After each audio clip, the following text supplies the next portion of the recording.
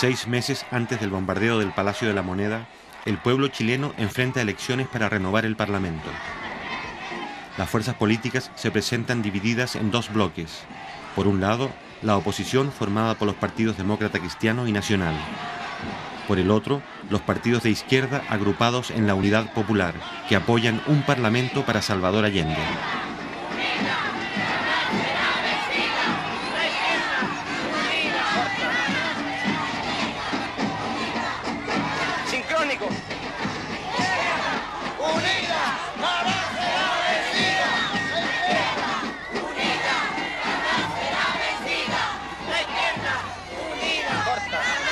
¿Plaqueta?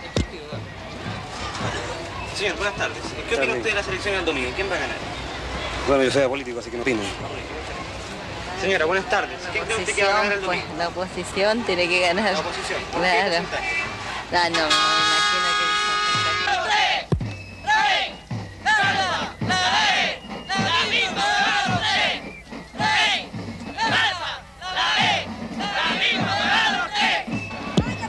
Señora, ¿por quién va a votar usted en las próximas elecciones? Por Bolodio Testeboy y Eliana Araníbal. ¿Qué piensa usted que va a pasar hacia el futuro? Que vamos a seguir progresando y tenemos que seguir luchando mucho más, pues, compañeros, de lo que hemos luchado. ¿Qué le puedo decir yo de Frei? En la gobernación de él, yo tenía una ranchita que se me caía. Corrí el agua por dentro. Con mis 4 hijos con bronconeumonía. Pedí ayuda por aquí, pedí ayuda por allá y no fui nunca escuchada. En cambio ahora, donde yo voy, soy atendida. Y gracias a mi presidente, tengo una linda casa, no tengo grandes comodidades, pero no me ha faltado el pan.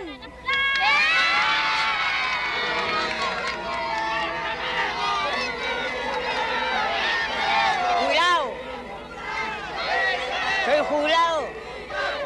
Ningún gobierno como ningún gobierno haya hecho lo que hizo este gobierno. ¿Quién va a ganar el domingo? Yo creo que la Unidad Popular, porque los trabajadores tienen que decidir el destino de Chile. ¿Qué piensa usted de la democracia cristiana? Yo creo que la democracia cristiana es un partido que siempre han defendido los intereses de su clase, nunca de la clase de los trabajadores. Muchas gracias. Para acá, flaco, al bote con huesillo. Permiso, perdón, compañero. Compañero, ¿quién va a ganar el domingo? No sabría decirle quién. ¿No sabría decir? No, señor. ¿No tiene idea? No tengo idea. ¿Lee los diarios usted? Leo yo un poco. ¿Quién va a ganar el domingo? No, la UP. Yo el 25, el 45. La Unidad Popular va a ganar por una cantidad abrumadora de votos, porque este es el gobierno de los trabajadores, el gobierno del pueblo, y el pueblo se ha dado cuenta de los beneficios que reporta el socialismo para la ciudadanía entera. Gracias, compañero. ¡Corta! Señor, buenas tardes. ¿Cuál es el porcentaje que le da usted a la Unidad Popular? La verdad de las cosas es que la Unidad Popular va a ganar, porque tiene, actualmente partimos nosotros en 1970 con 36%. Nosotros ahora actualmente, con todo lo que vemos y la gente que está con el pueblo, que está con el compañero Salvador Allende, nosotros tenemos asegurado desde el 43 para arriba, el 43% para arriba. Señora, buenas tardes. ¿Por quién va a votar? Yo voy a votar por Bolodio Testeboy y Eliana Araníbal. ¿Qué porcentaje usted le da a la Unidad Popular? Más del 40%. ¿Qué piensa usted del desabastecimiento? Yo no creo que haya desabastecimiento porque yo todavía no bajo ni medio kilo.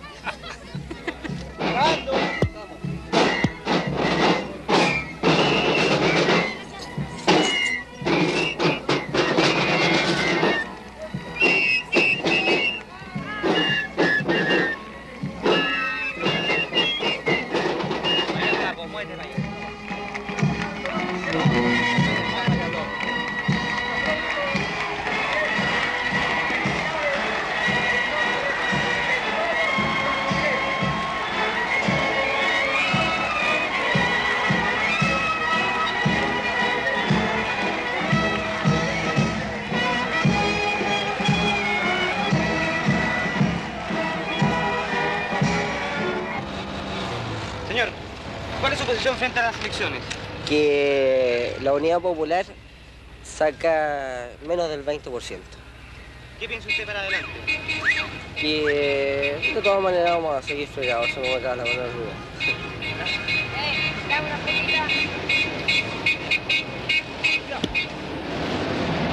Adelante, ¿no? Aquí está, caballero. Señor, ¿cuál es su posición frente a las elecciones? Tranquilo. Gracias. Señor, ¿cuál es su posición frente a las elecciones del domingo? De todas maneras, el triunfo de la oposición, el Partido Nacional sobre todo. ¿Qué piensa usted para el futuro? Que Chile tiene que ser surgido con en libertad y en democracia. Señor, buenas tardes. ¿Cuál es su posición frente a las elecciones del domingo? Yo creo que es un plebiscito y que el domingo Chile va a decidir si quiere marxismo o quiere libertad. ¿Qué piensa usted para el futuro? Hacia adelante, más allá de las elecciones. Pienso que la única solución es cambiar este gobierno. ¿Usted cree en el camino de las elecciones o por otro camino? El camino de las elecciones. Muchas gracias. Bien, sigamos. Señor, buenas tardes. ¿Cuál es su posición frente a las elecciones del domingo? Bueno, yo creo que le vamos a dar una paliza al Frente Popular que va a quedar pero todo hecho ceniza. ¿Usted cree en la vía electoral o en otros tipos? En la vía electoral siempre. ¿Qué porcentaje le da usted a la Unidad Popular y al Partido Nacional? 30 por 70. ¿Qué piensa usted hacia el futuro? Al futuro, que Chile siempre ha tenido un futuro promisorio. Muchas gracias. De nada. Señora, buenas tardes. ¿Cuál es su posición frente a las elecciones? Jarpa y Alessandri. ¿Cuáles son sus preferencias especiales? El Partido Nacional, de todas maneras. ¿Usted cree en la vía electoral o en otro tipo de caminos? Yo pienso que debe ser una línea firme, que no estemos nunca más jugando con el pueblo ni con nada. ¿Qué posibilidades ve usted para adelante, más allá de las elecciones? Trabajar todo lo posible para reconstruir Chile. Muchas gracias. Señor, ¿por quién va a votar usted el domingo? Por Jarpa, señor. ¿Quién va a ganar en las elecciones? En las elecciones, ¿Sí? La oposición muy lejos. Señor. ¿Qué porcentaje le da usted? Un 65% por lo menos. ¿Qué cree usted después de las elecciones? ¿Qué va a pasar en Chile? Después de las elecciones el gobierno tiene que respetar la mayoría, señor. Bien. ¿Usted está con el camino electoral o por otro tipo de camino? Por el camino electoral, señor. Muchas gracias. Bien. Gracias. Que se acuse constitucionalmente al presidente. Luego. ¿Cómo? Que se acuse constitucionalmente al presidente y lo saquen el 21 de mayo mismo. Porque tiene destruido, molido. Y este es un gobierno corrompido y degenerado, señor. Degenerado y corrompido. Inmundo. Comunistas asquerosos, tienen que salir todos de Chile. El 21 de mayo tendremos, gracias a Dios, el gobierno más limpio y lindo que hayamos tenido, ganando con la democracia y sacando a estos comunistas marxistas podridos. Malditos sean. ¿Cuáles son sus preferencias dentro de la oposición? Hay candidatos, Jarpa y Gustavo Alessandri, señor. ¿Qué porcentaje le da usted de ganancia? Mire, mi ideal es el 100%, pero en realidad va a ser el 60 y tanto por ciento.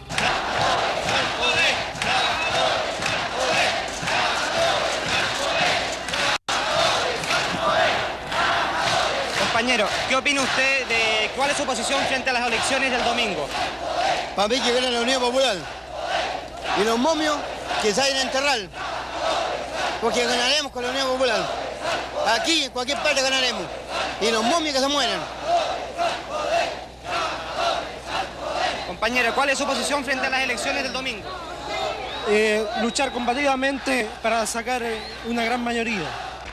Entonces nosotros que tenemos la película clara y que nos damos cuenta de que la única manera de conseguir el poder, que ya lo tenemos el gobierno, ahora nos interesa ganar la Cámara de Diputados y la Cámara de Senadores. En el fondo significa obtener un poco más de poder para la clase, un poco más de poder. Pero en todo caso, no son la solución definitiva. Nosotros creemos que definitivamente una u otra elección más no van a solucionar el problema para evitar el enfrentamiento. El enfrentamiento es inevitable y fundamental. De todas maneras se va a dar, porque en este instante se están polarizando cada vez más, ¿cierto?, las clases. De un lado la burguesía, ¿cierto?, y de otro lado el proletariado. Y este enfrentamiento se va a tener que dar.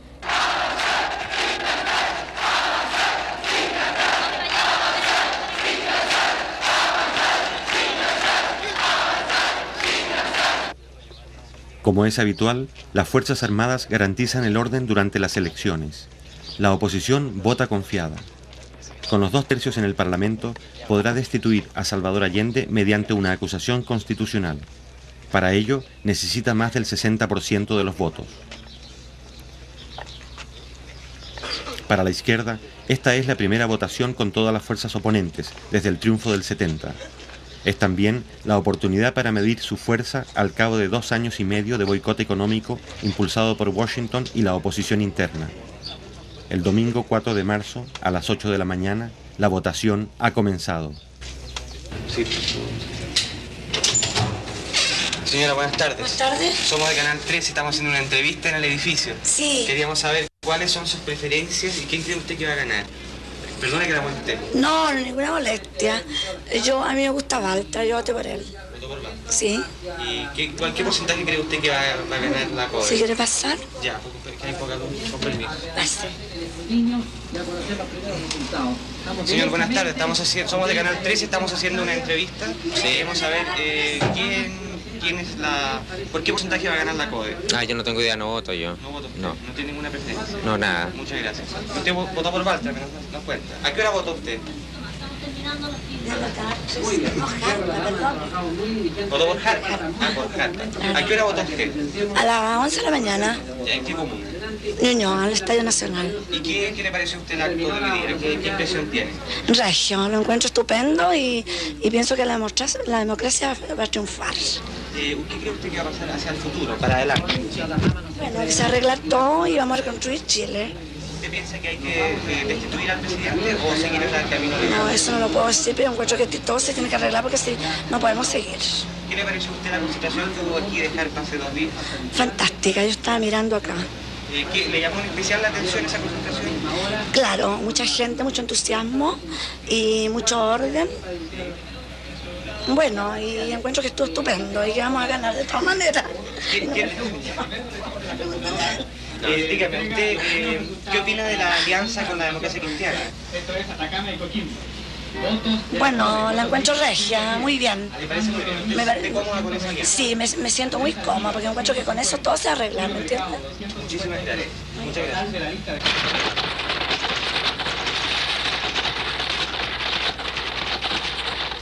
A las 5 de la tarde se conocen los primeros resultados. El ministro del Interior, general Carlos Prats, asegura las máximas garantías de limpieza para todos los sectores. Sin embargo, antes de concluirse el recuento, algunos medios proclaman el triunfo de los partidos opositores. Omiten que más del 40% de los votos son de la izquierda.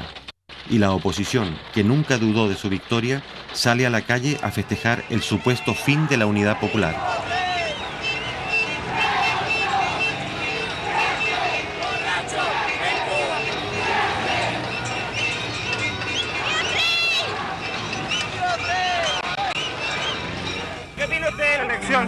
Ganamos ahora, estamos ya sobre el 60%.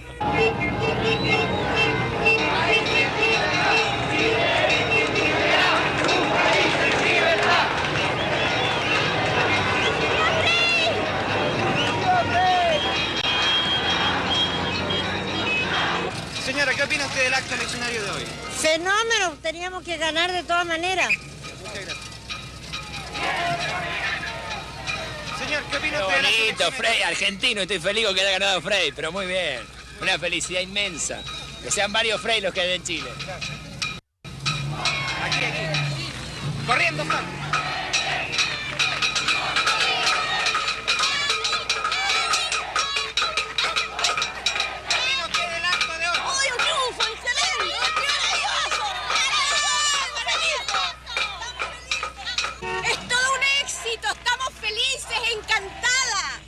¿Qué va a pasar hacia el futuro? Plebiscito y vamos a ganar las elecciones. El señor Allende se va a tener que ir inmediatamente a este país. ¿Usted está por la posición constitucional? Lógico. De todas maneras, hasta luego.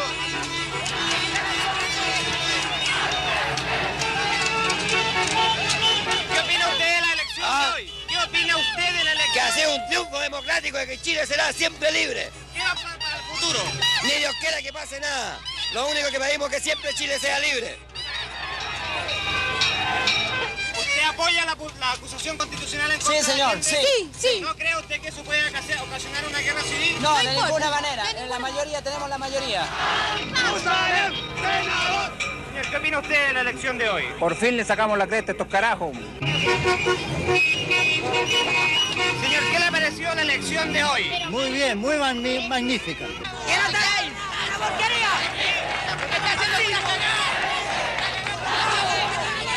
Perdóname que te diga yo, es una cosa macanuda, una cosa esplendorosa. La UP se fue a la porquería, por no decir otra cosa. Perdóname que te lo diga. ¿Cuál era su candidato preferido? ¡Frey! ¡Usalem, senador! ¡Usalem, senador!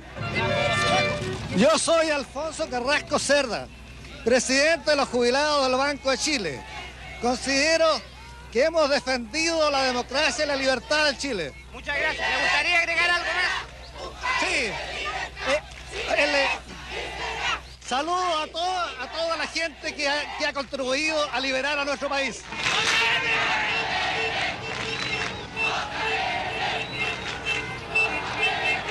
Pasada la medianoche, los resultados siembran el desconcierto entre la oposición. El número de votos con que soñaban se esfuma en un fracaso, y la Unidad Popular no solo no disminuye su apoyo electoral, sino que lo aumenta. Sin aceptar los cómputos, un sector de la oposición habla de fraude electoral y saca sus fuerzas de choque a la calle.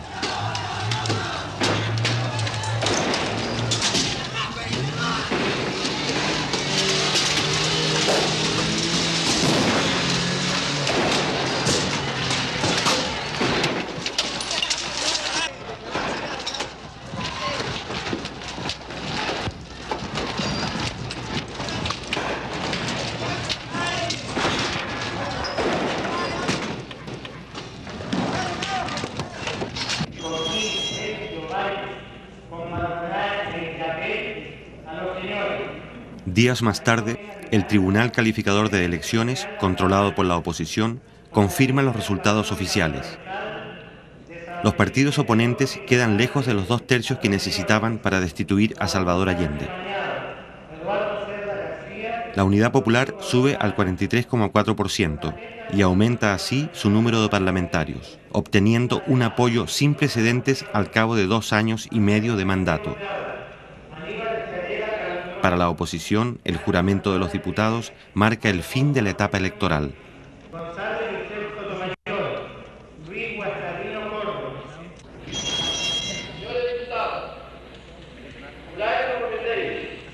Guardar la Constitución del Estado, consultar el ejercicio de buenas funciones y verdaderos intereses. Os declaro incorporado al Estado. Habiendo cumplido, termina la presente sesión de debate. De ahora en adelante, la Casa Blanca y la oposición comprenden que los mecanismos de la democracia ya no les sirven. Los votos que obtiene la coalición de gobierno demuestran que en Chile los anhelos de cambio no han retrocedido a pesar de los millones de dólares que ha invertido el gobierno norteamericano. Después de marzo, la estrategia de la oposición democrática será, paradójicamente, la estrategia del golpe de Estado.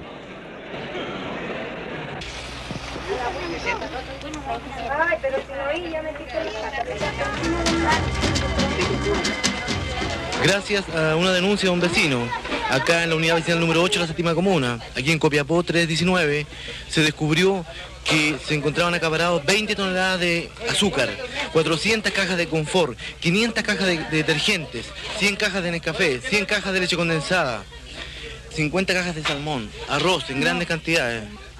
Claro, esto va a ser vendido acá a los vecinos de este sector, que ya se han agrupado una gran cantidad. Seguramente esta venta va a durar aproximadamente unos 3 días. El gobierno fortalece las JAP o juntas de abastecimiento y precios.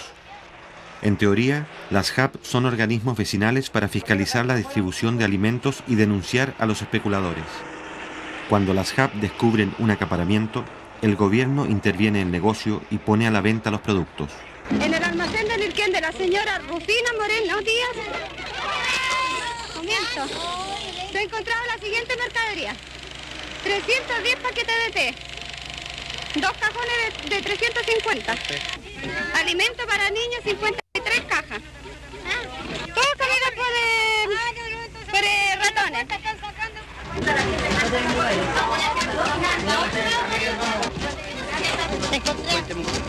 Y homo y 2 paquetitos de té, porque no traía más que 100 escudos nomás lo que tenía yo para comprar mercadería, no tenía más, no podía llevar más. Bueno, yo por lo menos tengo 10 niños, señor, y ando mañanas enteras perdiendo buscando para comer.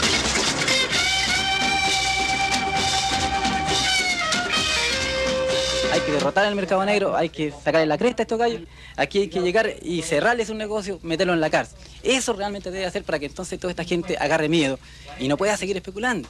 Y yo pienso que aquí hay abastecimiento de sobra, se vence. ¿Cuántas veces no se ha dado a conocer en los diarios nuestros, por ejemplo, de tantas toneladas de azúcar, tantas cosas que se encuentran acaparadas? En el mes de marzo hay 3.000 HAP en todo Chile. En algunos casos, las HAP adoptan la tarjeta de racionamiento para hacer más eficiente la distribución. ¿Cuál es la tarjeta? A ver, ¿no la muestra? Esta es la tarjeta de racionamiento, ¿ves? Yo tengo 14 raciones. Aquí te dan 2 calugas de caldo, 4 calugas cuando llegan, ¿ves? O si acaso llega más, dan más. Igual todas esas cosas, el café, la leche, todas esas cosas son racionadas. ¿Pero a usted le alcanza con eso? Sí, nos alcanza, y si no nos alcanza, lo hacemos alcanzar comprando otras cosas, otros artículos. Vamos a buscar la verdura que compró. Los principales objetivos de la oposición son desarticular la entrega de alimentos, agotar los stocks de reserva y sabotear las siembras para aumentar la escasez. Sigamos por aquí. ¿Aceite hay, señora? Mire, están despachando el aceite, no sé si hoy día habrá, pero yo saqué hace 3 días atrás el aceite. ¿Le gustaría decirle algo más a otras compañeras de otras provincias? Nosotros estamos haciendo una película. Yo, al menos yo, aguantaría todo lo que pasa para que en el futuro esté mejor, por lo menos mis hijos. Así que no alcanzo yo. Estoy conforme con este gobierno. ¿Le gustaría decir algo más? No, nada más. Gracias, no, por la entrevista.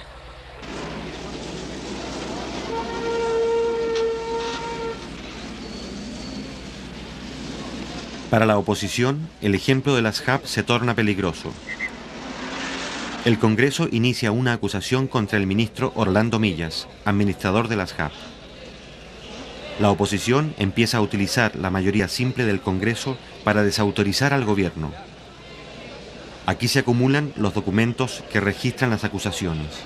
En este caso, la oposición designa a uno de sus diputados para interrogar a un vecino, miembro de las HAP. ¿Qué funciones realizan en la práctica?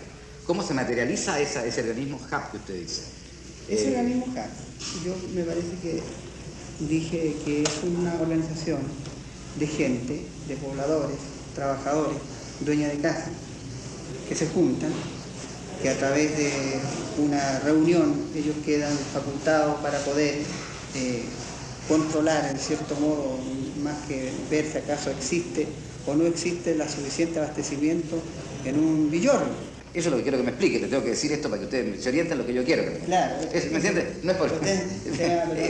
No, sí, por eso yo le estoy orientando sin que implique lo que le estoy contestando, que yo lo induzca a decir algo, ¿me entiende? Claro. Bien claro, me gusta ser muy honesto en mi cosa. Miren, nosotros en ese sentido, a mí me parece que la función de la organización esta, el HAP, es un papel de saber exactamente de que la gente reciba la suficiente abastecimiento para todo el grupo familiar que hay en el villorrio.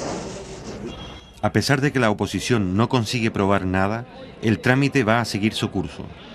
El mecanismo se repetirá con otros altos funcionarios del gobierno. O los ministros renuncian o son expulsados. Mediante las acusaciones, la oposición abre un conflicto de poderes entre el Parlamento y el presidente de la República. En cada caso, un representante de la izquierda va a demostrar la fragilidad legal de estas acusaciones. En consecuencia, el ministro de Estado solo responde de sus actos y conductas frente al presidente de la República, que lo nombra y lo remueve, y no está sometido en la calificación de la conveniencia o oportunidad de sus actuaciones al parecer de la mayoría del Congreso. Ese juicio político solo le es permitido en el régimen chileno al presidente de la República. Y en el caso concreto del ministro señor Millas, titular de la cartera de Economía que estamos analizando en esta acusación constitucional, No puede usarse la acusación constitucional para decidir si es buena o mala la política de abastecimiento que el ministro impulsa, la política de control de precios que impulsa, o la forma en que entiende que debe orientarse las tareas de producción, abastecimiento y distribución general de la economía chilena. Por lo tanto, no solo es una acusación constitucional inválida, ineficaz, ilegítima, sino que es una acusación constitucional que vicia, que atropella, que viola el terreno que la propia Constitución reconoce al presidente de la República en cuanto a sus prerrogativas y atribuciones esenciales. Días más tarde, en la Cámara de Diputados, se lleva a efecto la votación para expulsar al ministro Millas.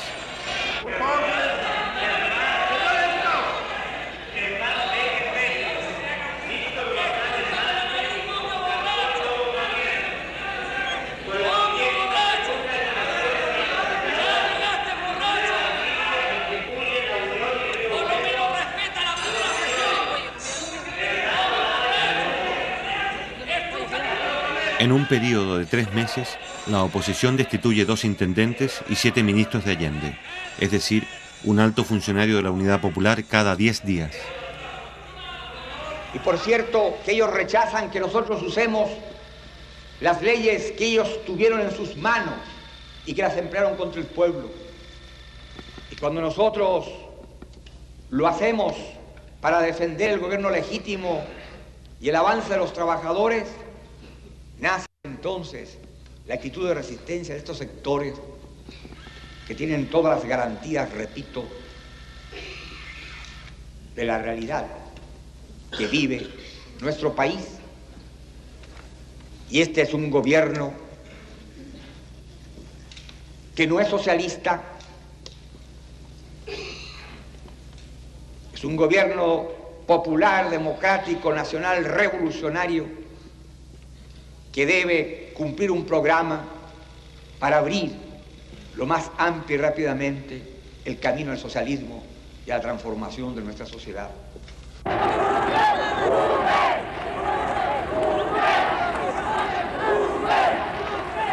Poco tiempo después, el Congreso inicia un intento de acusación contra todos los ministros del gobierno.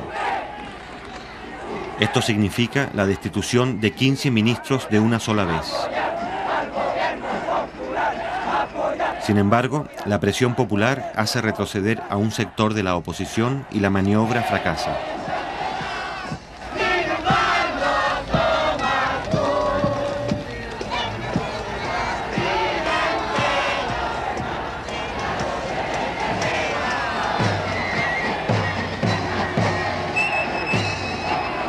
Y la derecha es la que siempre ha estado atornillando al revés, siempre es la que ha estado incitando que nosotros derroquemos al gobierno, pero eso no va a suceder nunca, porque los trabajadores elegimos ese gobierno y ese gobierno va a seguir porque es de nosotros y lo defenderemos hasta con nuestras vidas, sea como se sea. Si ellos quieren sacarlo a la calle, allá en la calle saldremos, y si hay que luchar, sabremos luchar como trabajadores conscientes que somos en defensa de nuestra democracia de trabajadores.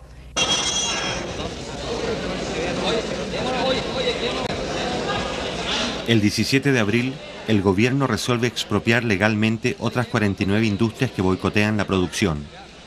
En respuesta, el Congreso presenta una reforma constitucional que invalida casi todas las expropiaciones hechas por el gobierno hasta la fecha. La Democracia Cristiana y el Partido Nacional afirman que en este caso el jefe de Estado no tiene derecho a veto, es decir, que debe promulgar la reforma y devolver las fábricas sin discusión. Esto significa que por mayoría simple, el Congreso desea recortar a Salvador Allende atribuciones que otros mandatarios tuvieron. Y estos señores de la derecha, está bueno que se den cuenta ya que están sacando fabulosos sueldos y no hacen nada, solo hacen convulsionar al país. Y eso es lo que ellos piensan, convulsionar, pero se le están pagando sumas fabulosas. Y nos encontramos con una sorpresa bastante grande al ver que nuestra fábrica, nuestra fuente de trabajo, está totalmente desmantelada en bodegas debido a que estos señores se robaron prácticamente las maquinarias. Nosotros no queremos saber nada con los patrones, absolutamente nada, porque hace tiempo que se van arrastrando de a poco, hasta ya hemos llegado al extremo de llegar a la intervención. Está comprobado que los industriales de esta industria han empezado con un boicot abierto a la producción y los trabajadores estamos en contra de eso. Bueno, yo lo único que opino es que esto se arregle luego y ojalá que el gobierno intervenga a la industria, porque ya con los industriales ya nosotros no podemos seguir trabajando. ¿Cómo le llamaban a esta fábrica? Este le llamaba la cárcel, a causa de la mentalidad feudal que tenían nuestros patrones. Y los compañeros del ramo de otras industrias, a causa de esta presión, nos llamaban la cárcel de Santa Elena. El 23 de mayo, Eduardo Frei, demócrata cristiano y expresidente de Chile, es elegido jefe del Senado. Una de sus tareas será agravar el conflicto de poderes. Si Allende se niega a promulgar la reforma y no devuelve las industrias, los partidos opositores dirán que se ha salido de la Constitución, y si acepta, el Parlamento pasará de hecho a tener el control del Estado. Allende considera que esto es ilegítimo y somete el problema al Tribunal Constitucional. Si comprendemos que en esta hora lo primordial, lo básico,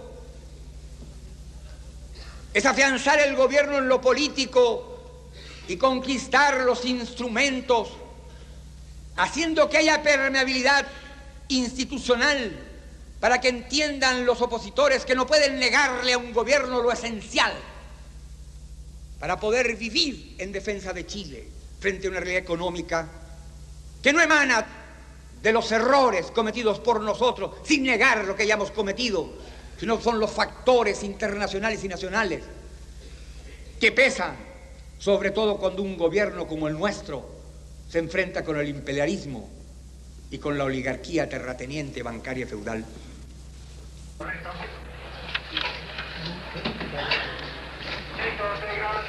Los señores diputados que rechacen la proposición, les ruego levantar la mano.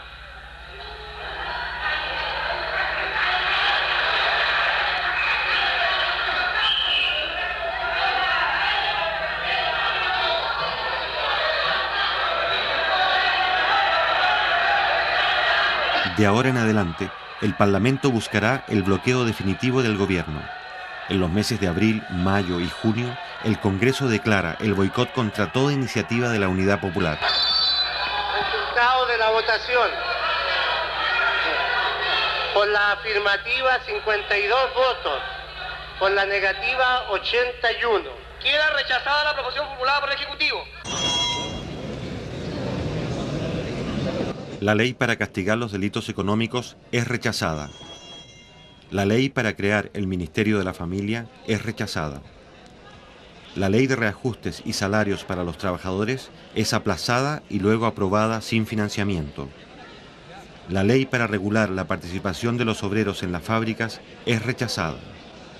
La ley para crear el Ministerio del Mar es rechazada. La ley para formar las empresas de autogestión es rechazada. En pocos meses, otros 20 proyectos de ley son aprobados sin financiamiento.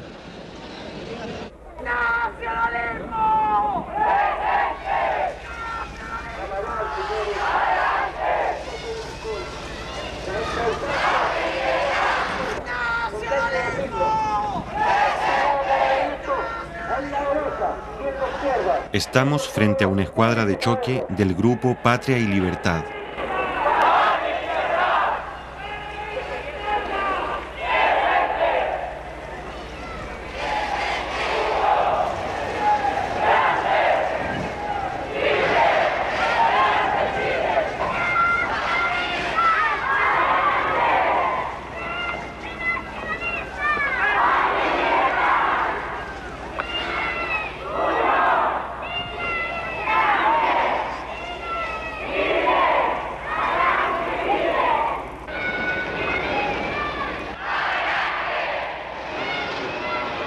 El conflicto institucional por sí solo no es suficiente para justificar un golpe de Estado.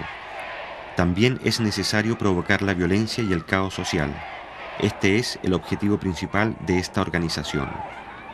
Patria y Libertad constituye una ínfima porción del movimiento de masas de la derecha, pero su ideología fascista gravita sobre algunos partidos opositores y las Fuerzas Armadas.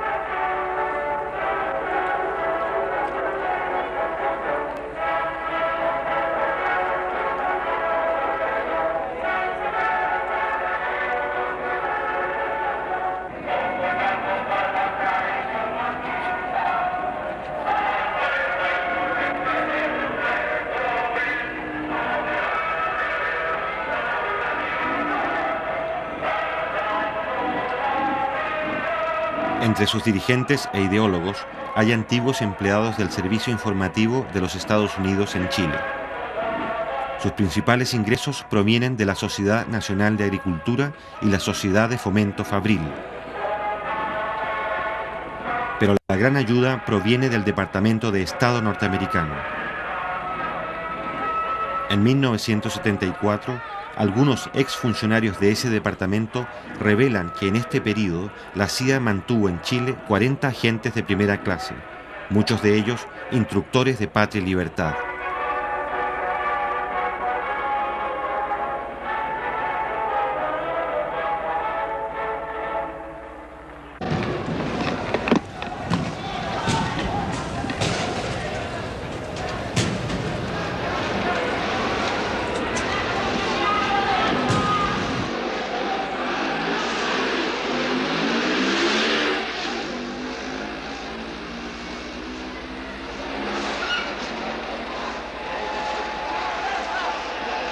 En el mes de abril, la oposición encuentra un pretexto para continuar la agitación. El gobierno ha presentado un proyecto de reforma educacional para democratizar la enseñanza. Sintiéndose amenazada, la oposición moviliza sus fuerzas de choque.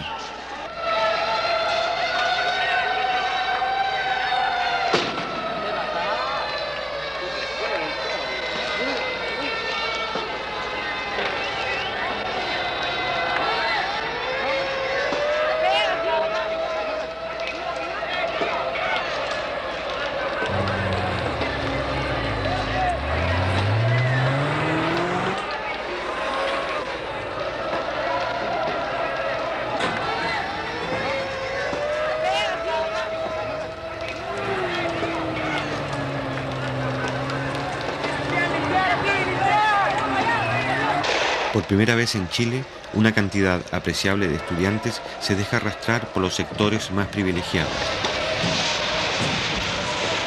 Los partidos opositores, los profesionales, los gremios de comerciantes respaldan el desorden callejero.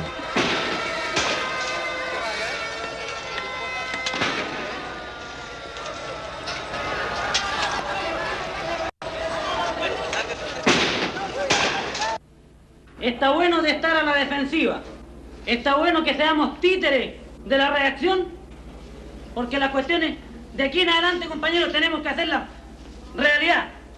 Y los problemas conflictivos tenemos que enfrentarlos duramente. Y frente a quien se nos ponga por delante, debemos atacar. Y no vamos a salir a la calle, compañeros, a pelear con los niñitos de la derecha. Que eso se encarguen los carabineros y se encarguen los milicos de chiflar de unos pocos. Nosotros después vamos a ver cómo vamos a enfrentar al Estado. Es un Estado burgués y que alguna vez tendremos que derrotarlo. Hemos visto el día de ayer varios sectores reclamando por diferentes cosas y utilizando a compañeros de clase la reacción chilena en situaciones de distribución propiamente tal. O sea, lo que los compañeros plantean sobre la situación de distribución, sobre la ley de reforma agraria, sobre la estatización de los monopolios de la distribución. Yo creo que son cuestiones fundamentales que ya los trabajadores debemos plantearnos, que pedir un plebiscito en cosas de esta calaña, y no en la situación que la reacción lo está planteando, y con movilización efectiva de los trabajadores, porque ya no podemos estar aceptando esta escalada día tras día. Esta situación lo venimos viendo, dijimos en octubre que iban a preparar uno nuevo más. Lo están calcando porque no tienen siquiera iniciativa para cambiar los hechos como los crearon en octubre.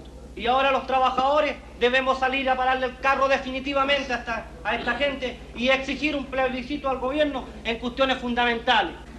¿De qué forma nosotros vamos a atacar esta cuestión de la locomoción?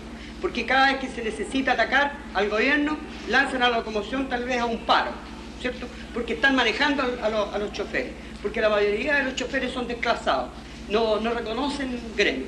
Ellos lo único que se preocupan del porcentaje, de cuánto van a ganar. No van a reuniones sindicales, no quieren saber nada. Entonces son muy pocos los sindicatos que están andando bien en locomoción. Incluso los que andan bien todavía andan mal. Ante la amenaza del comercio de realizar un paro nacional la próxima semana, que se proceda inmediatamente a la estatización de los monopolios de distribución. ante la amenaza de boicotear la producción y la economía, que se mande de una vez por todas y en paquete la requisición del resto de las empresas que están dentro de las 90 y que todavía no han pasado a poder de los trabajadores, que se integre inmediatamente a la clase obrera, a la planificación de la economía. No cabe la menor duda de que en este instante las resoluciones deben versar sobre el problema de la movilización fundamentalmente. Nosotros, es decir, como trabajadores de obras públicas de la ANATE, creemos que, o sea, en este momento tenemos toda la gente dispuesta a marchar, a salir siempre al Congreso. Si hay alguien que objete la proposición, Parlamento. Compañeros, les pedimos a los compañeros de obras públicas si pueden contar con medios de locomoción, camiones, camionetas, para que puedan transportar a grupos de trabajadores que van a empezar a salir de las industrias. Hay camiones, compañeros, ahí. Hay camiones y micros. Hay camiones a disposición de las micros. Adelante, compañeros, a avanzar.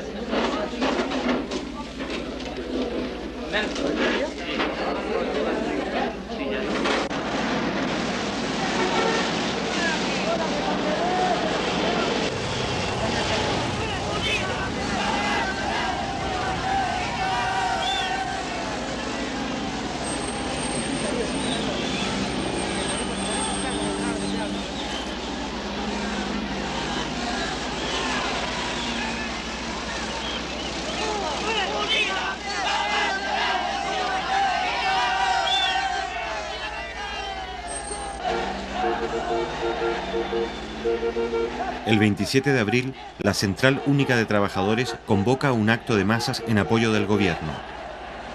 Mediante la presencia de los obreros, se trata de impedir que las calles de Santiago continúen en poder de los opositores.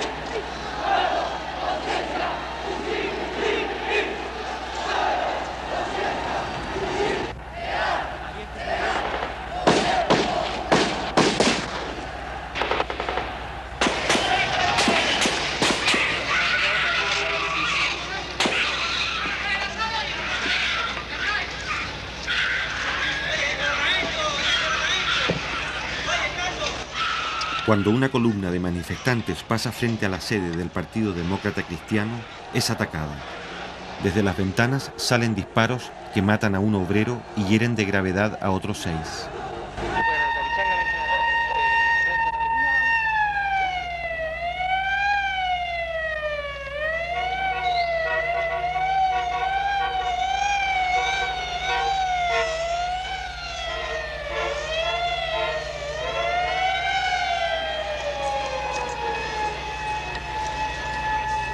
Todo cuanto ha acontecido de responsabilidad de la gente que nos vino a provocar. ¿Y el muerto y los 7 heridos? ¿Muerte a dónde? ¿Cuál? Hay un muerto herido a bala y 7... ¿Los periodistas fuimos testigos cómo disparaban de arriba? ¿Y usted cree que, señor, que nosotros tenemos que dejarnos que nos vengan a atropellar aquí? ¿Es cristiano matar a la gente? ¿Quién nos protegió aquí a nosotros? Señor, ¿usted justifica la muerte? ¿Y de qué me está hablando aquí en la sede del Partido Demócrata Cristiano? Y aquí a la sede del Partido Demócrata Cristiano. No me ataque porque yo no tengo la senador, pero ¿por qué golpea a un periodista? ¿Por qué golpea a un periodista? ¡Fascistas! ¿Y cómo fue? ¿De dónde? ¿Cómo dispararon? ¿A qué hora? No está claro, eso está entregado a la investigación del tribunal. Pero en todo caso, eso es disposición del magistrado. El magistrado es el que manda aquí. En este caso, la policía y todo lo que es de orden público está al servicio del magistrado, al servicio del tribunal. Eso es lo que dispone el Código de Procedimiento Penal. La influencia de los grupos violentos se hace evidente en el Partido Demócrata Cristiano. Juan Hamilton, senador del ala conservadora de este partido, se niega a hacer declaraciones.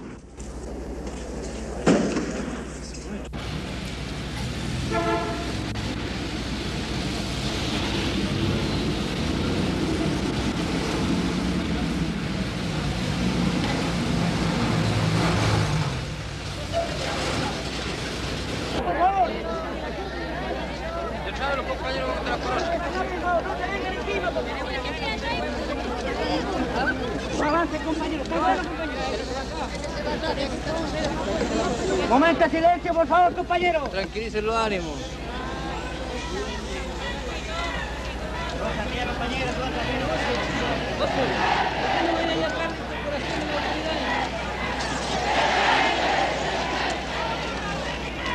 ¡Contra el fascismo, trabajadores! ¡Al poder!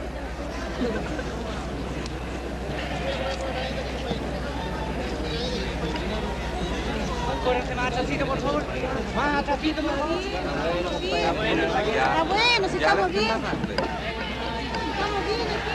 ¡Compañera católica tomada! ¡Presente! ¡Compañera católica tomada! ¡Presente!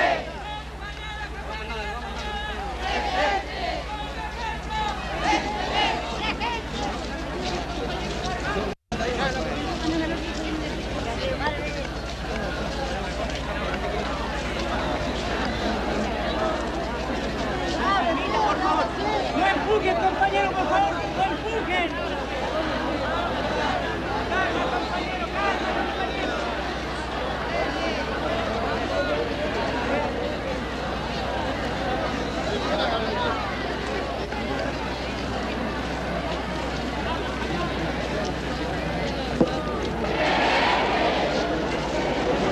¡Vuelta!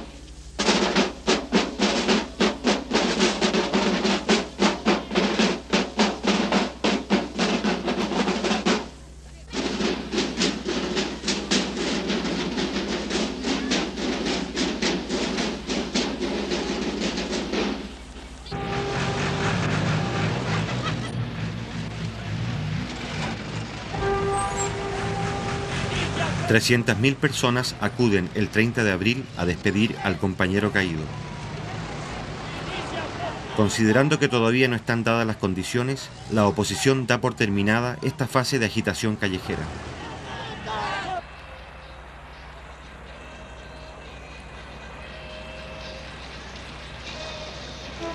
Los trámites para castigar a los responsables de la muerte del obrero Ahumada no prosperan. La justicia actúa con lentitud. La Corte Suprema, de hecho, asegura la impunidad de los culpables.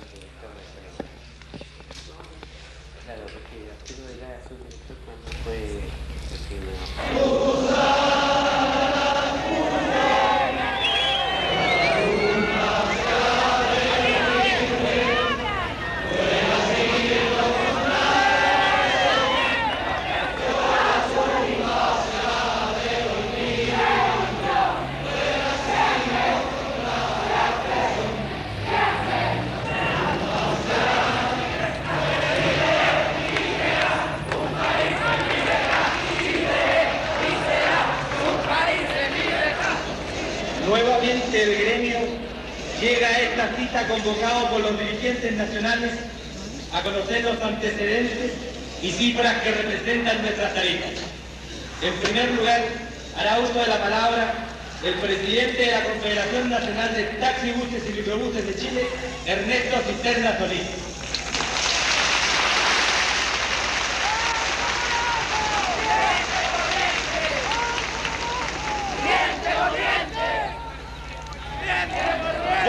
asamblea de pies debe decirle al ministro que nosotros también estamos cansados de ver tanta inoperancia y tanta incapacidad para resolver los problemas.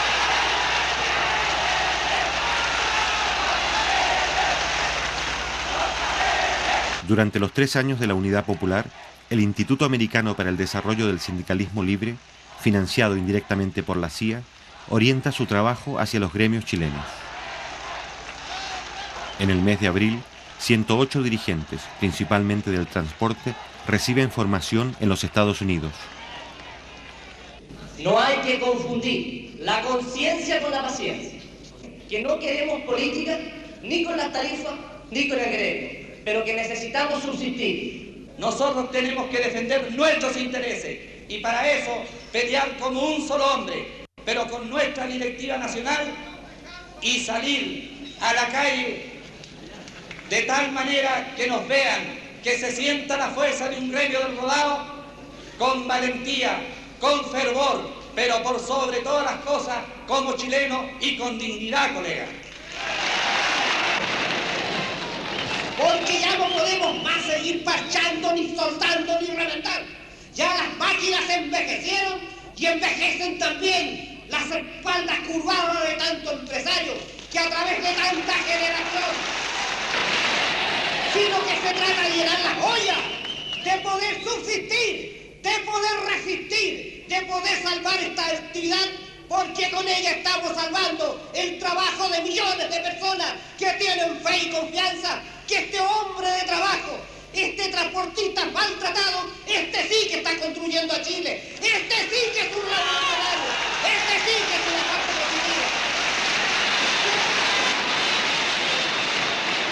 Eso nos indica que ha llegado el momento que el rodado chileno completo, sin distinción de unos y en otros, en una sola plataforma de lucha, planteemos este paro nacional.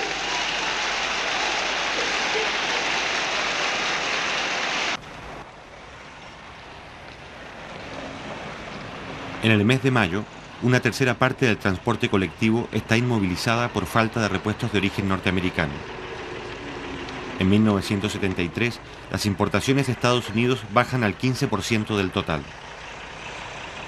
Para protestar contra este estado de cosas, pero también para agravarlo, los dueños de autobuses particulares declaran una huelga indefinida. Con solo 600 vehículos, la empresa del Estado debe atender por sí sola el trabajo que hacen los 5.000 autobuses particulares de Santiago. Para paliar en parte los efectos de la huelga, los obreros utilizan para el transporte de pasajeros los camiones de las fábricas. ¿Qué opina usted de esta huelga? Que todos luchemos para lograr que el gobierno tenga confianza gracias a los trabajadores. Que hay que combatir nomás la huelga. ¿Cómo tenemos que combatir? Siendo unidos, pues. ¿Cuánto caminó usted? 70 cuadras más o menos con mis 2 chicas que están allá afuera. ¿Usted qué opina? Bueno, yo creo que en este momento es cuando el pueblo tiene que demostrar la capacidad de lucha que se ha venido forjando a través de todo esto, a través de todo este proceso. Y aquí, como se está viendo, el sacrificio, no importa hacer cualquier tipo de sacrificio con tal de cumplir y seguir produciendo. ¿Alguien más quisiera opinar? La campaña que tienen los momis contra nosotros, el capitalismo, y todo el tiempo vamos a estar escasos de sueldo. Pero nosotros, los trabajadores, debemos tener confianza en eso y ser conscientes. ¿Qué opina usted? Mire, en realidad yo pienso que en mi calidad de estudiante se está al país paralizando de cualquier manera y por cualquier medio. Con el fin de hacer frente a un eventual paro de todo el transporte, se crea el MOPARE, Movimiento Patriótico de Recuperación, que agrupa a los transportistas de izquierda. Por su adhesión al presidente Allende, sufren atentados y sabotajes en nombre de la solidaridad gremial.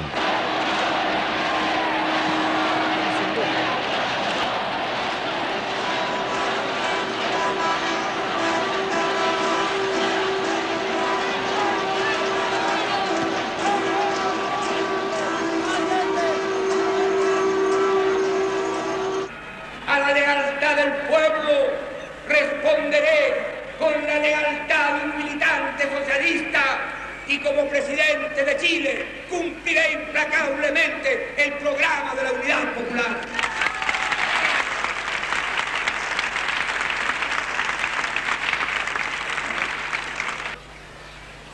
Necesitamos una mejor y un mayor control en la distribución de los productos.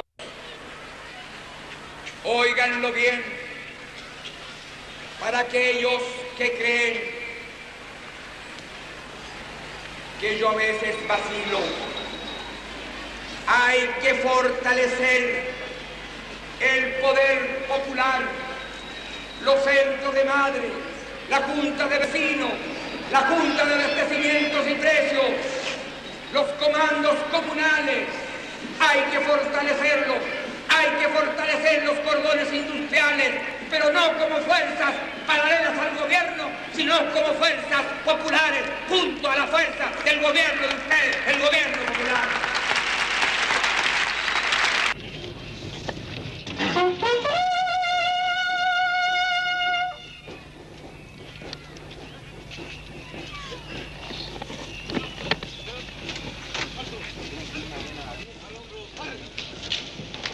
El 28 de mayo, los altos mandos en retiro envían una carta pública al presidente Allende, donde afirman que las Fuerzas Armadas se considerarán autónomas en el caso de que el gobierno quebrante la Constitución.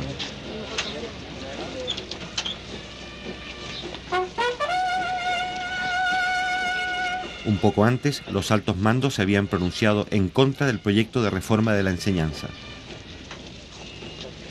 En esa ocasión, el contraalmirante Huerta declara: no podemos aceptar que los futuros soldados lleguen a los cuarteles convertidos en marxistas.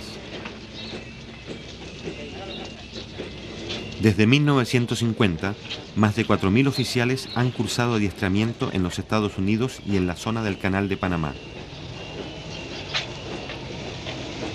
Durante los 2 años y medio del gobierno de Allende, han recibido del Pentágono $45 millones, es decir, más de 1/3 de toda la ayuda conseguida en los últimos 20 años.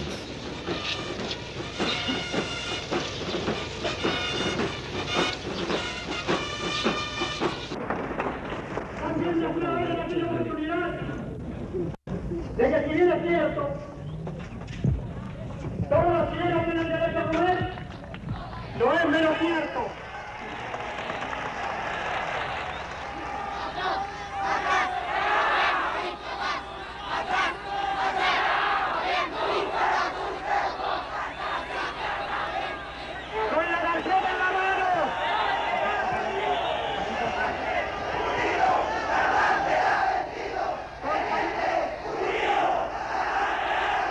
Por primera vez, la oposición arrastra a un sector del proletariado. En la mina El Teniente, una parte de los trabajadores se declara en huelga por causas económicas. Tradicionalmente bien pagados, los mineros del cobre son la aristocracia obrera de Chile. Para la oposición, el objetivo del conflicto es paralizar la mina. Un 20% de las divisas de Chile se producen aquí. Compañeros trabajadores, además de Canal 13 de televisión, se encuentra con nosotros la televisión francesa.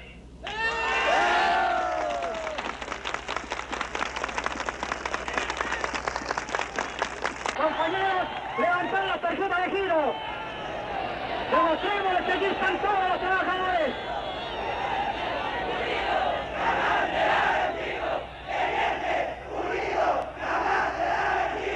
Primero, solucionemos los problemas de los trabajadores del Teniente. Y si queda plata, podremos solucionar todos los problemas que hay en a través del país. Pero primero están nuestros representados y después el resto del país. Eso nomás y muchas gracias.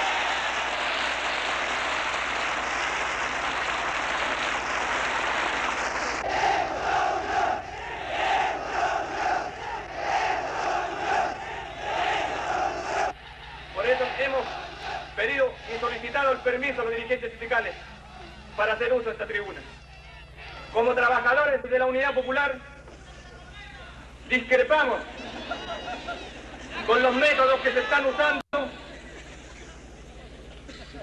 Nosotros hemos dicho en todos los tonos que por sobre todas las cosas está primero la unidad de los trabajadores.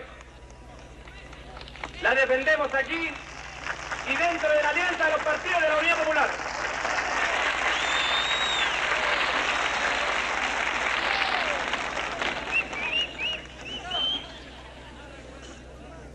Ustedes se preguntarán por qué estamos aquí. Estamos por la vuelta al trabajo, pero no por parcialidades.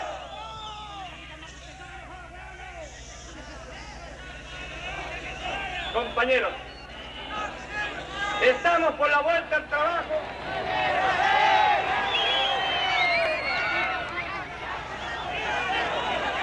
Compañeros.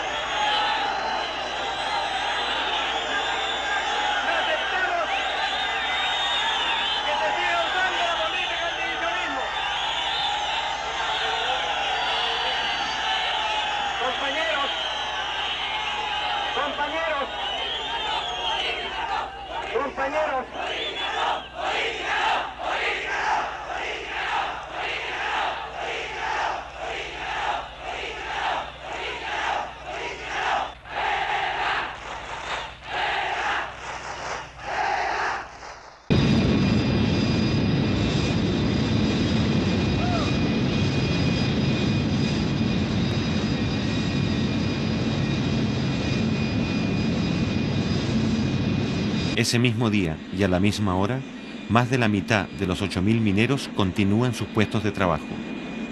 La mayoría de ellos cumple horas extras para mantener en funcionamiento las faenas básicas de la mina.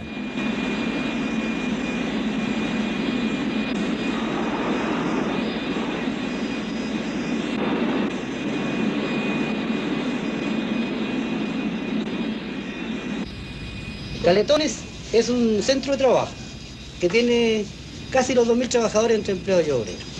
Y ahora el día de hoy tenemos 750 trabajadores trabajando. Lo que significa que estamos casi normalmente en la parte industrial. Y de hecho eso significa que ya en el día de mañana o el lunes nuestra normalidad va a ser total. Aquí lo que cabe también señalar de que ese sector que se está pegando contra un muro respecto a lo que ellos están planteando en una tesis totalmente fuera de toda jurisdicción. Incluso la historia señala que los trabajadores obreros aquí luchamos incansablemente contra el yanqui, hasta que logramos quitarle la industria, nacionalizarla, digamos, porque ahora es de Chile, no es mía ni del compañero en particular, sino que de todos los chilenos, pero nosotros tenemos la primera responsabilidad de saberla manejar. Entonces ahora los trabajadores en eso ya están tomando conciencia casi absoluta. Solamente los que están en la oposición son los que siguen empecinados en querer creer que aquí hay otros patrones. No, no es tal cosa. Porque si se tratara de otros patrones, ellos mismos, la democracia cristiana que tiene aquí por lo menos representación sindical, tienen representantes en el Consejo de Administración. Por eso le pedimos a la prensa izquierda, especialmente al Canal 7, que le ha dado muy poca importancia a los trabajadores que están en estos momentos trabajando. Que vengan aquí y se den cuenta cuál es el número, para que se dejen estos señores de mentir. Como ustedes partieron, está bien hecho.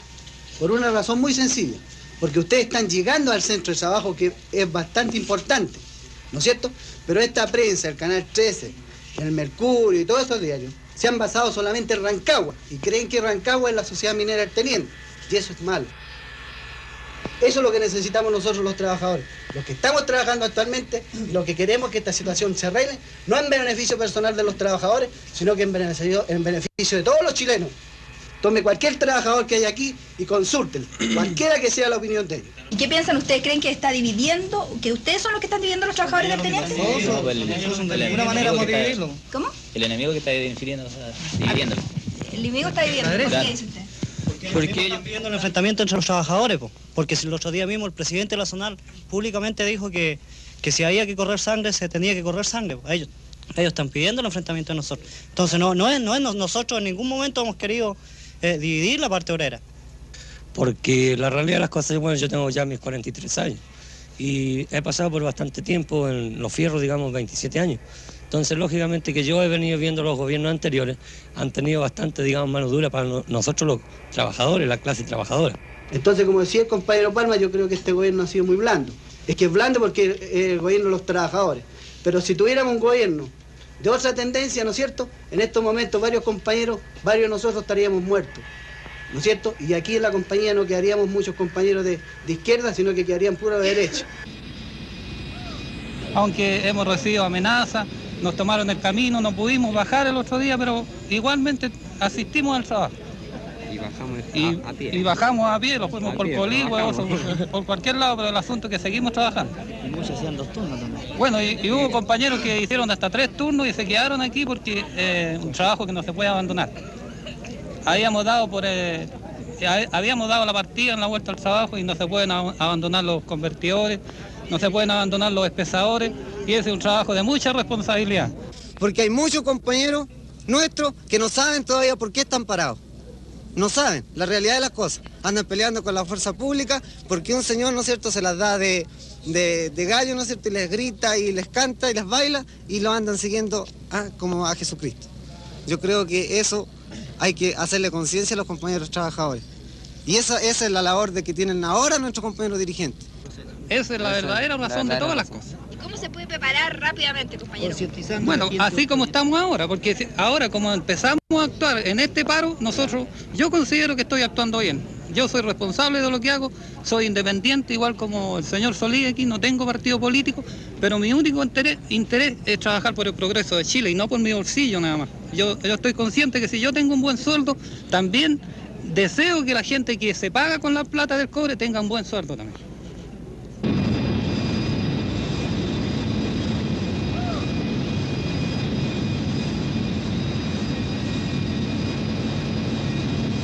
Hoy día ya han salido más de 400, turno de 3 a 11 ha salido más de 300, así que ya se está normalizando todo esto.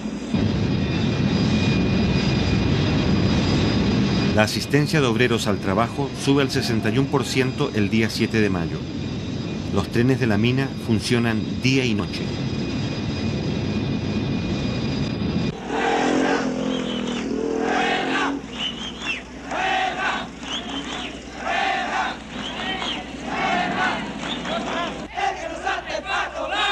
El sector huelguista, alentado por la oposición, rechaza 2 fórmulas de arreglo y continúa exigiendo una duplicación del reajuste de salarios.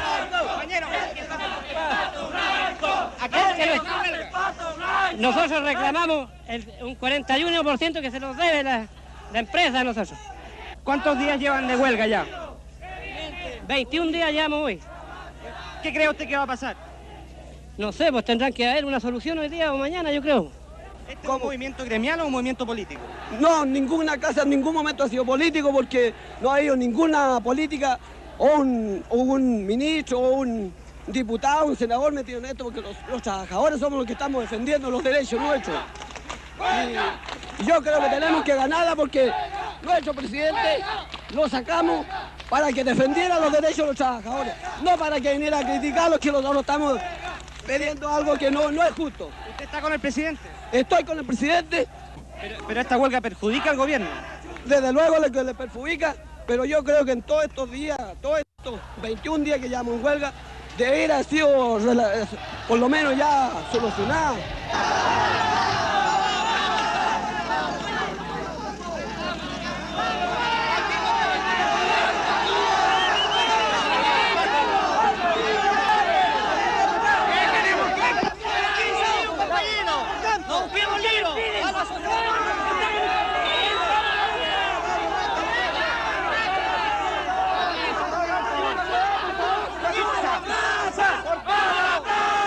¡A la plaza!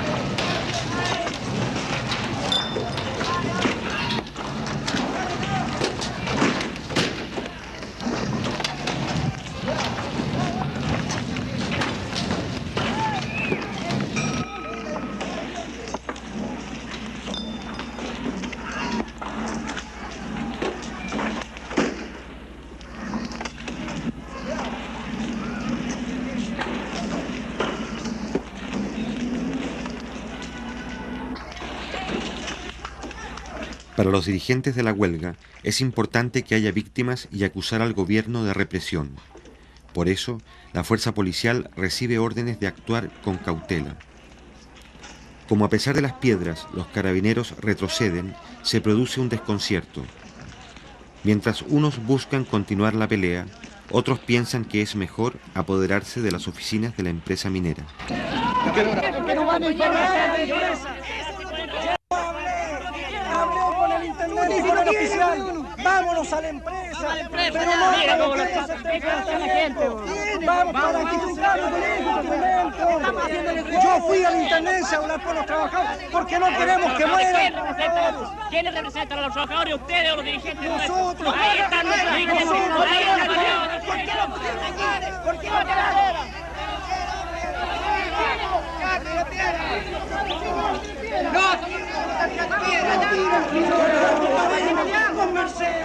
Conversemos, saquen los carabineros si quieren conversar, hombre.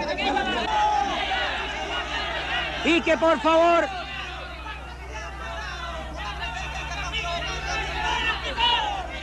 Y también solicité, compañeros,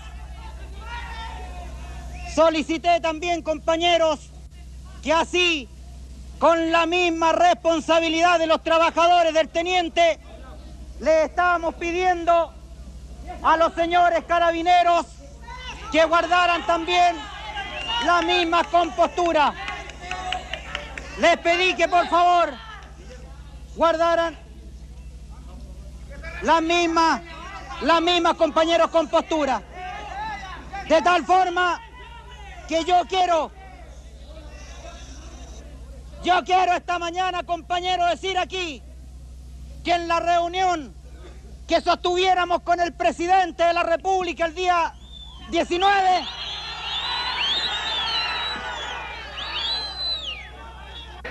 Y eso de cómo puede hablar un hermano mayor, un compañero, de que se ve que la verdad que entregaba es que pararan la producción de los montes, cuando necesitamos divisa, cuando no tenemos el financiamiento necesario, cuando estamos amenazados de no poder cumplir los compromisos esenciales. En este instante, sobre todo ahora cuando el precio del cobre ha alcanzado niveles satisfactorios, en este momento se paraliza el teniente, se llegaba a niveles extraordinarios de recuperación. Y les hablé de mis compañeros con cariño, con respeto, con afecto. Sin embargo, pudo más el criterio economicista y ahí está parado el teniente. Y eso significa millones de dólares para el país.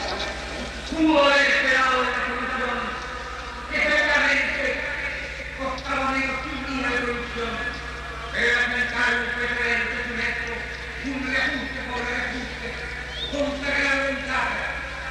Yo les pido a ellos que entiendan que ser trabajador del cobre en este país es un privilegio desde el punto de vista patriótico y revolucionario. Ellos son los trabajadores de la empresa vital y esencial de la patria. El cobre depende que podamos comprar repuestos, materias primas, insumos, alimentos y medicamentos.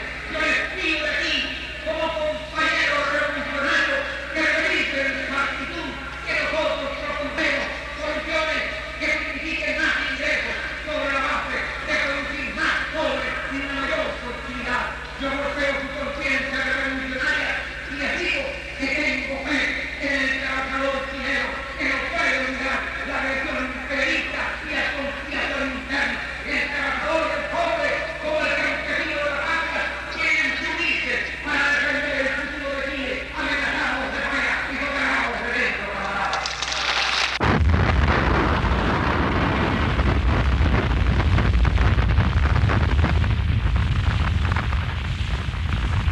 En la mina de Chuquicamata, el 16 de mayo, los trabajadores rechazan un paro en solidaridad con el teniente. En la mina El Salvador ocurre lo mismo. La oposición fracasa en su intento de ampliar la huelga a las otras minas de cobre.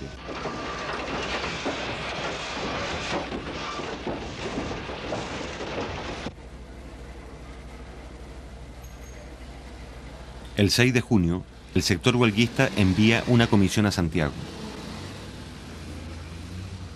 El Congreso, que justificó las represiones obreras de anteriores gobiernos, abre sus jardines para que los mineros reciban víveres y dinero. El Parlamento publica una declaración sin fuerza legal que da la razón a los huelguistas. Y mientras tanto siguen llegando los donativos. Para los sectores más pudientes, ayudar a los mineros en huelga se convierte en una obligación. Estoy firmemente convencido que este conflicto va a tener una repercusión internacional. Porque aquí está en juego la firmeza de los trabajadores para defender sus conquistas.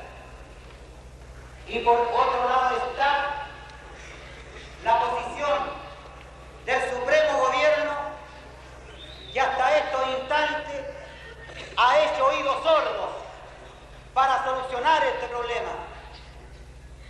Y el único culpable de esta prolongación de 37 días de huelga tiene nombre y tiene apellido. Esto es producto de la incapacidad de los ministros de Minería, del Trabajo y de los funcionarios de Codelco.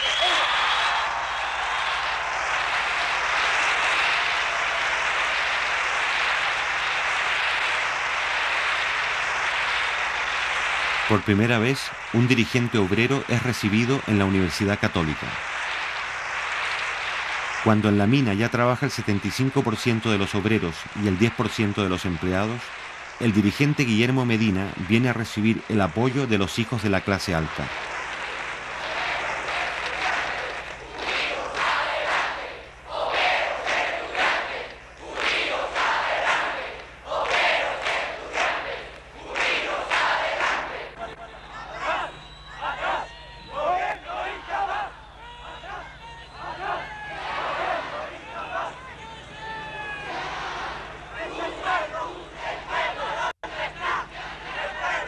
Los estudiantes de la Universidad Católica se convierten en los principales agitadores del paro. Mientras en el Teniente la huelga retrocede, la oposición politiza el conflicto. En Santiago, la organización Poder Femenino comienza a recolectar fondos para las esposas de los mineros.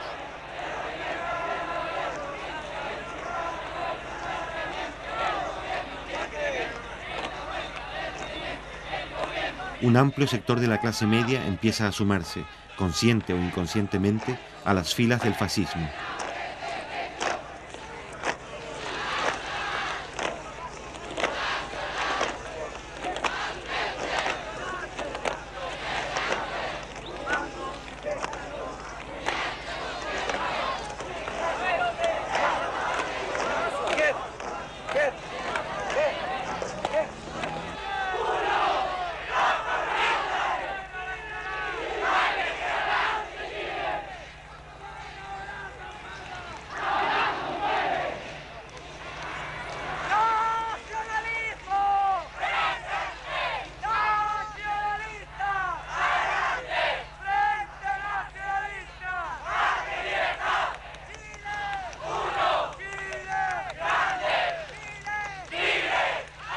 Al mismo tiempo, en la ciudad de Rancagua, se declaran en paro comerciantes, profesionales y transportistas, solidarizando con los mineros en huelga.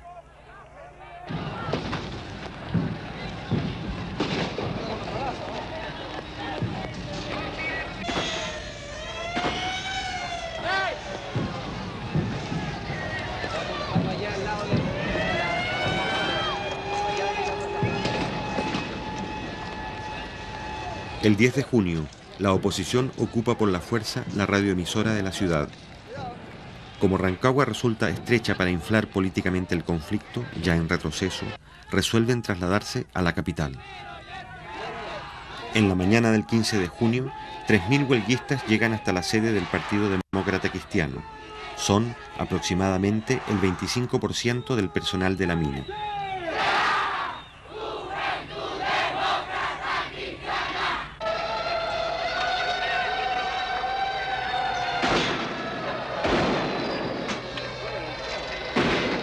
La oposición saca sus grupos de choque. El gobierno responde con la presencia policial y con la movilización de su gente.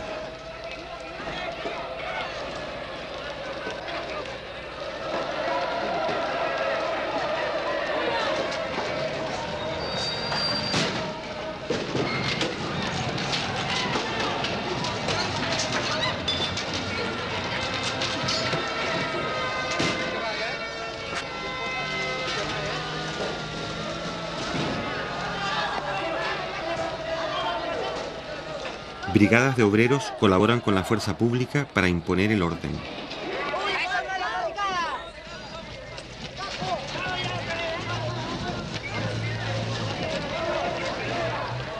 Los agitadores provocan a la policía, mientras los obreros de izquierda desarman las barricadas.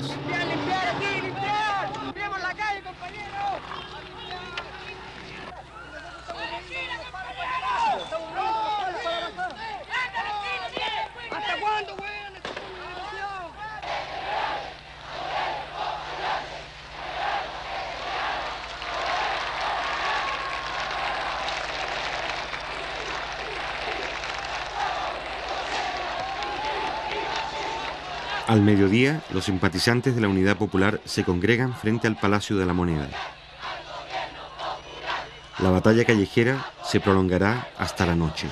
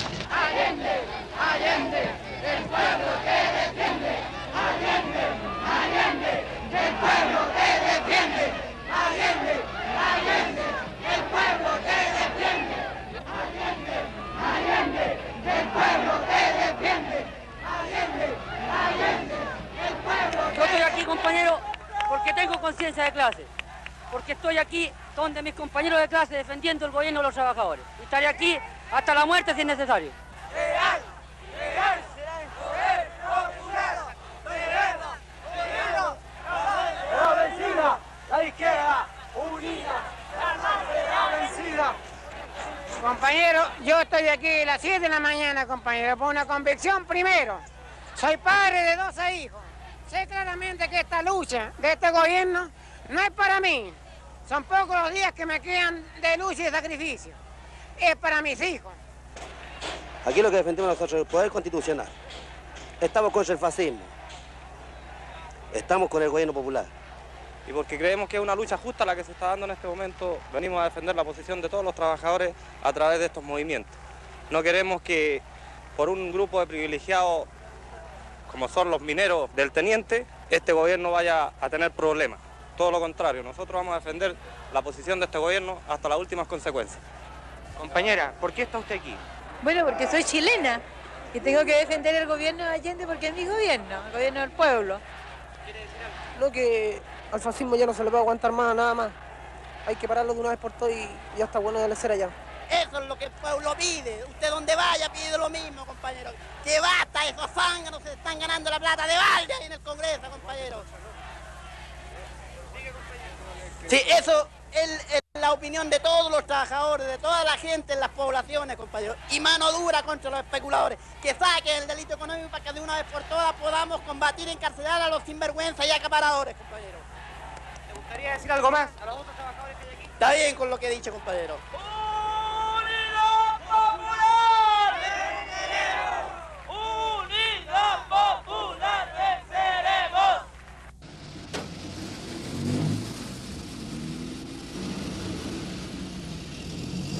Al otro día, los últimos huelguistas se estacionan frente a la sede del Partido Demócrata Cristiano. Muchos de ellos vuelven esa misma noche a Rancagua. Entretanto, un grupo simbólico se traslada a la Universidad Católica. En el Teniente, el 93% del personal ha vuelto a su trabajo. El día 21 de junio, la Central Única de Trabajadores convoca a una gran demostración de fuerza contra el fascismo.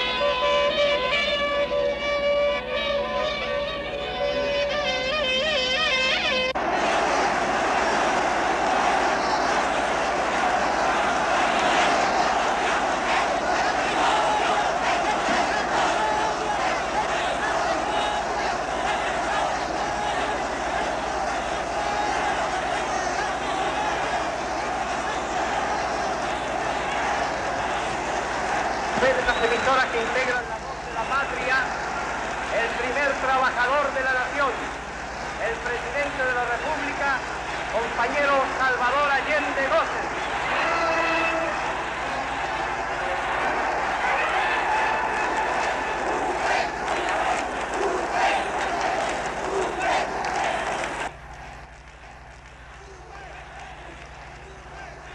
Mientras en el centro de Santiago se concentra 500.000 de manifestantes, cerca de allí, vigilados por la fuerza pública, los últimos huelguistas siguen el acto desde los techos de la Universidad Católica.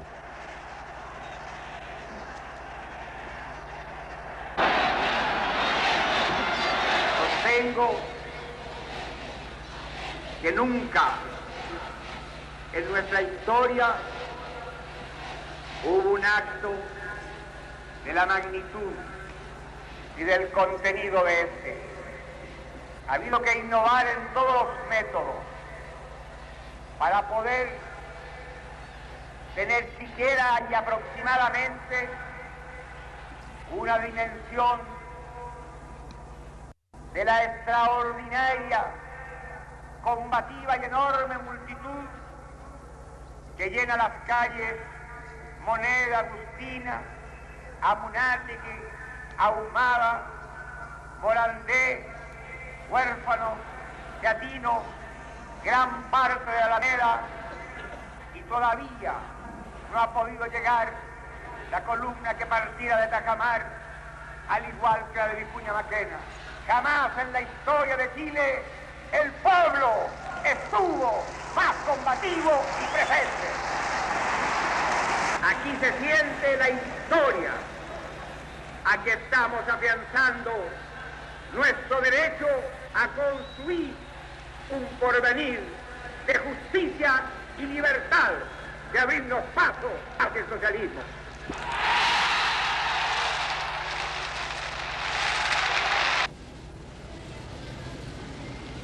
Una semana más tarde, la huelga del cobre ha terminado.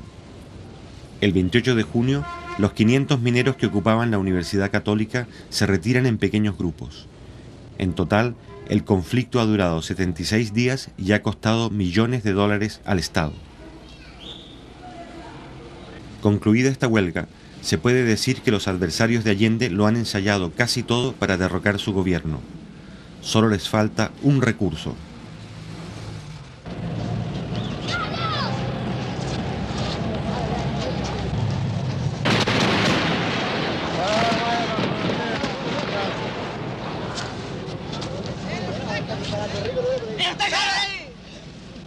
Al otro día, 29 de junio, a las 9 de la mañana, el regimiento blindado número 2 ataca el Palacio de la Moneda con 6 tanques. Cuidado.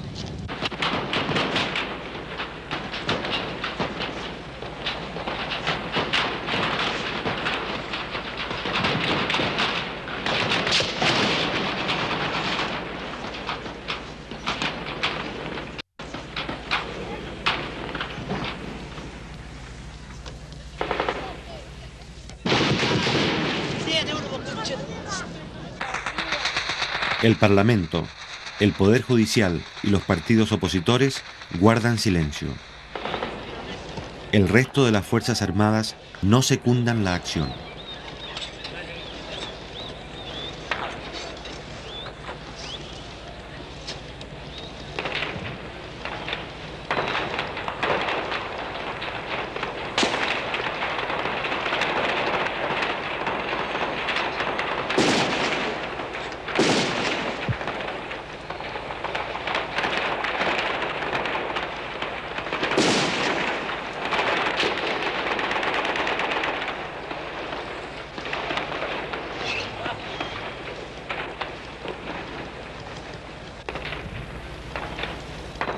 Un poco más tarde, Leonardo Henriksen, camarógrafo argentino, filma su último plano.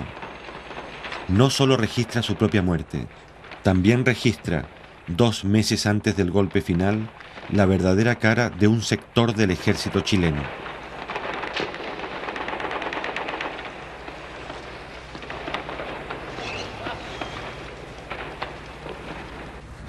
Cuidado, cuidado.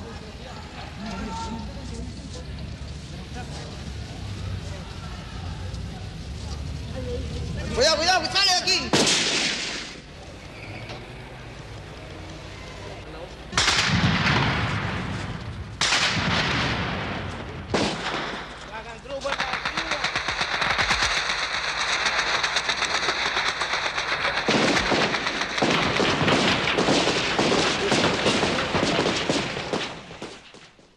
Momentos Docu.